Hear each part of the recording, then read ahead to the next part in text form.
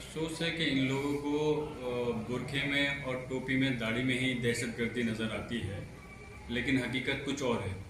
कभी ये लोग इस चीज़ को साबित नहीं कर सकते कि बुरखे की आड़ में कैसे दहशतगर्दी होती है। बुरखे की में तो शराफत झलकती है और जो हमारे एक मज़हब इस्लाम का पैगाम है, पर्दा करने के लिए सिर्फ उसको किया जाता है। लेकिन ये वो लोग हैं जिन्हें कि सिर्फ अपनी राजनीतिक रोटियां हिंदू मुस्लिम के ऊपर ही सेक करके आगे बढ़ना होता है, लेकिन फ़िलहाल जनता भी इनको लगातार नकार चुकी है।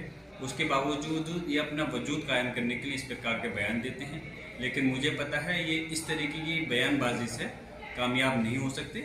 और जो इस प्रकार की बयानबाजी है इनको समझना चाहिए, ये हमारा देश की खूबसूरती है कि यहाँ पे सभी धर्मों को लोग अपनी अपनी मर्ज़ी से मानते हैं और रहते हैं, लेकिन ये उसकी आड़ में गलत जो एक लगातार बयानबाजी करते हैं, मैं उसकी कड़े शब्दों के अंदर निंदा करता हूँ। साध्वी प्राची कल संभल आई थी। उन्होंने कहा है कि दंगे में जो नाबालिग बच्चे शामिल होते हैं उनकी नसबंदी कर देनी चाहिए और दोबारा जो पकड़े जाएं दंगे में तो उनका इनकाउंटर कर देना चाहिए और मुसलमानों का वोट देने का हक ख़त्म कर देना चाहिए। क्या कहना है आपका?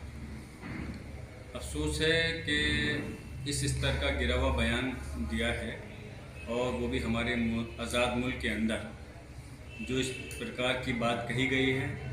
मैं बहुत ज़्यादा इन अल्फाज की मजम्मत करता हूँ, निंदा करता हूँ और बल्कि मैं ये मांग करता हूँ प्रदेश सरकार से कि इसमें तुरंत मुकदमा होना चाहिए और कार्रवाई होनी चाहिए, क्योंकि इनको शायद परिभाषा या तो ये सोची समझी साजिश के तहत जो एनकाउंटर होते हैं उसी को ये चाहते हैं कि वो चीज़ बढ़े।